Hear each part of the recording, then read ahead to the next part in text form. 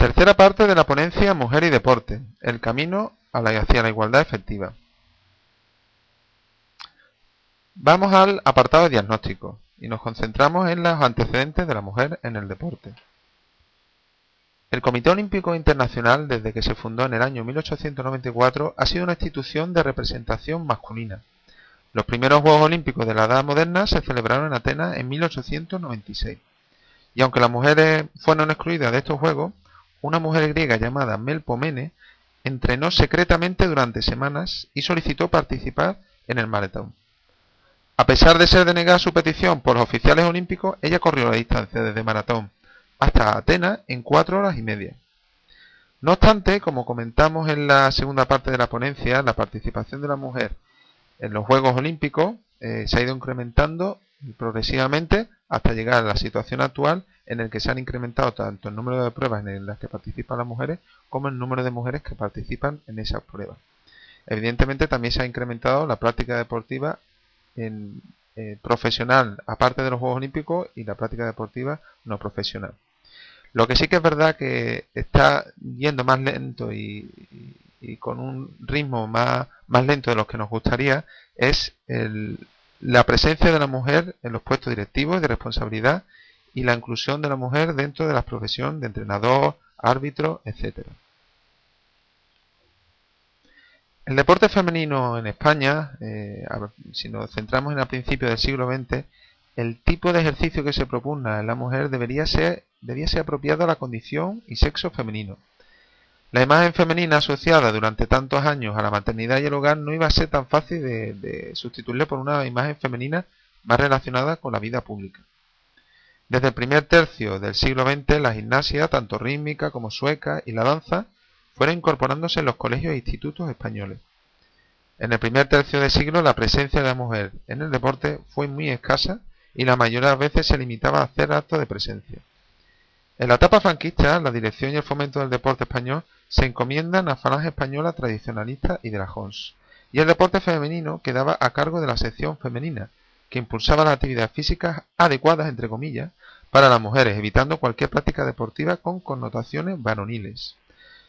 Progresivamente, y sobre todo al final de la época franquista y en la etapa ya constitucional, la mujer se incorpora a un mayor número de deportes y participa en más competiciones.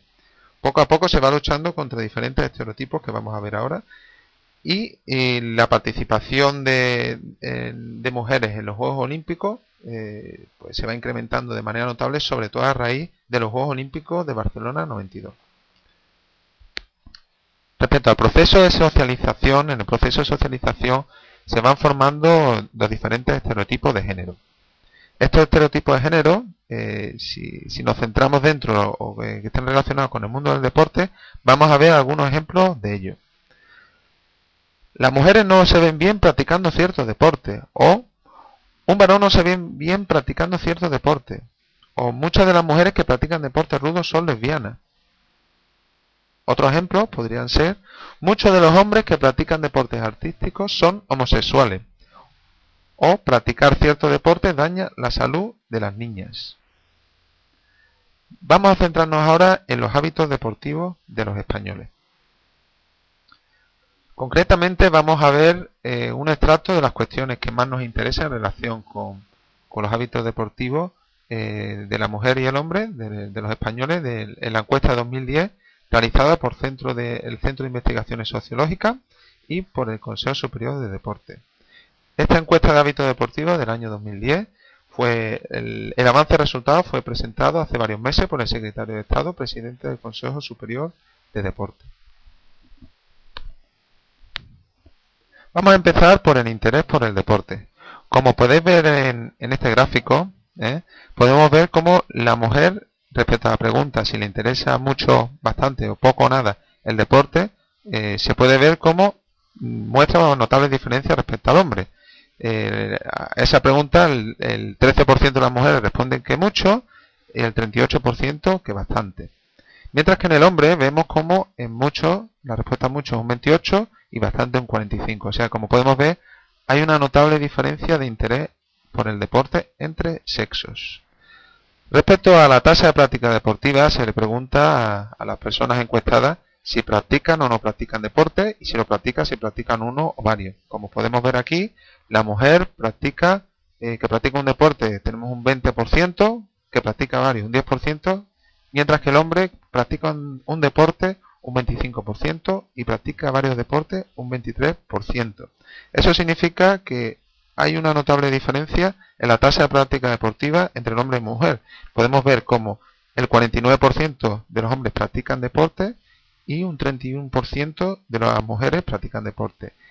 Comparándolo con las encuestas de hábitos deportivos de 1990, el 42% de los hombres sí decíamos que practicaban deporte, en cambio un 26% de las mujeres decían que practicaban deporte. Eso significa que desde los años 90 sigue habiendo una notable diferencia en la tasa de práctica deportiva de hombre y de la mujer. En esa definición, a la pregunta anterior de si practica uno o varios deportes, no se incluía como deporte los paseos con objeto de la mejora de la condición física. Si lo sacamos aparte, en una pregunta aparte, si las personas encuestadas realizan paseos con objeto de la mejora de la condición física, podemos ver en esta imagen cómo el 63% de las encuestadas dicen practicar este tipo de actividad, mientras que en el hombre es algo menor, es un 55%.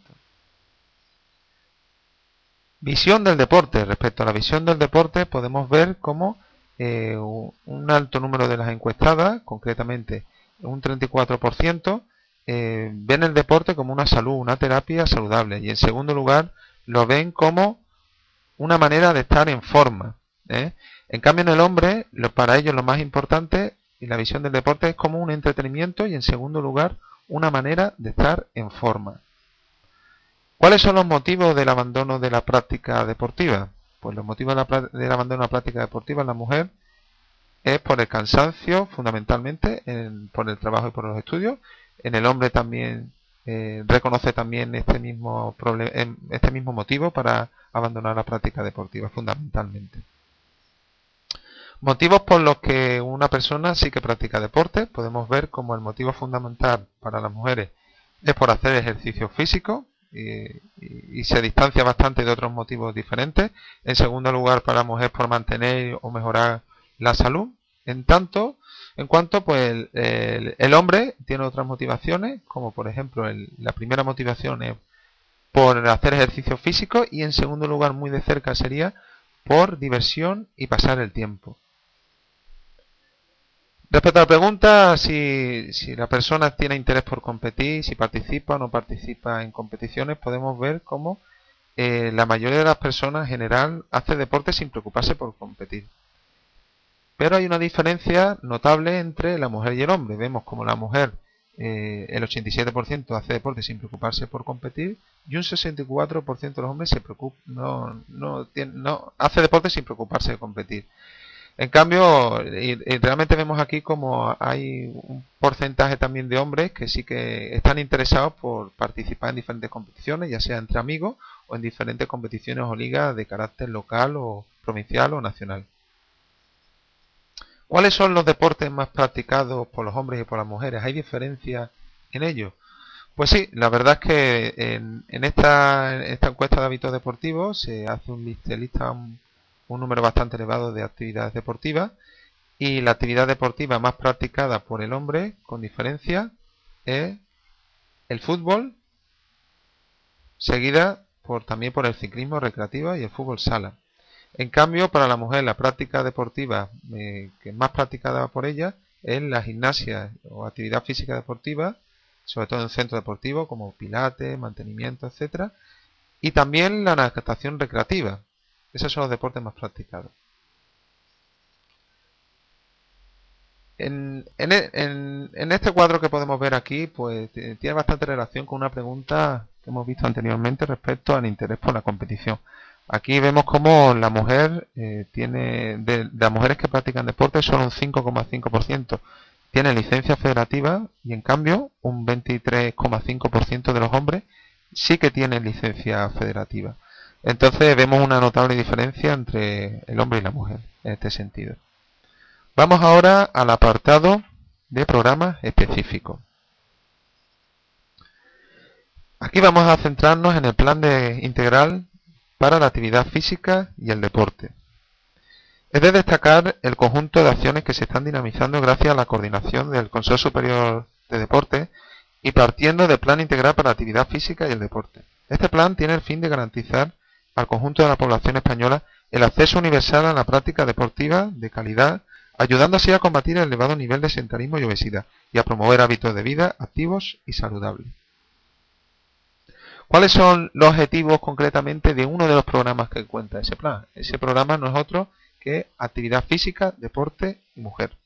Pues esos objetivos específicos son introducir la perspectiva de género en la estructura, programas y proyectos desarrollados por el conjunto de las administraciones públicas con competencias en el ámbito de la actividad física y del deporte, así como el resto de las entidades deportivas, asociativas y empresariales.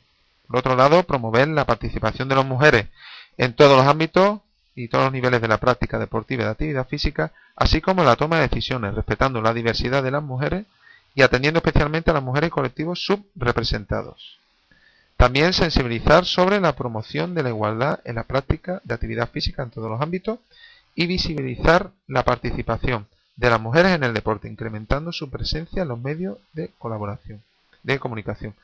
Tenemos que tener en cuenta que este programa, el Consejo Superior de Deporte, lo dinamiza gracias también a la colaboración que tiene con diferentes entidades como el Comité Olímpico Español, el Instituto de la Mujer, federaciones deportivas, etcétera.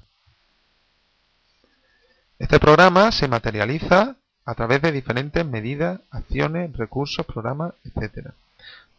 Aquí vamos a ver algunos ejemplos de diferentes medidas, acciones y recursos. Por ejemplo, tenemos pues un boletín electrónico de programas en mujer y deporte, también un programa de radio que se llama Solo Deporte Femenino, un canal abierto en YouTube de vídeos sobre mujer y deporte, circuitos de competiciones deportivas populares como el circuito de carrera de la mujer, jornadas, celebración de jornadas, congresos, seminarios, la creación de una red iberoamericana de mujer y deporte, federaciones deportivas españolas con proyectos de mujer y deporte subvencionados, premios Instituto de la Mujer, Consejo Superior de Deporte al deporte en edad escolar y al deporte universitario.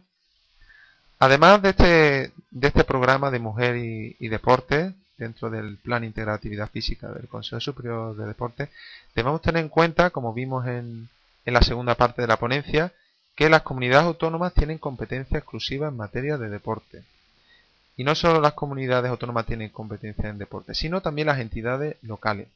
Las primeras en virtud de su Estatuto de Autonomía y su específica ley de deporte de la comunidad, y después las entidades locales gracias a la Ley de Base de Régimen Local, la Ley 7/1985.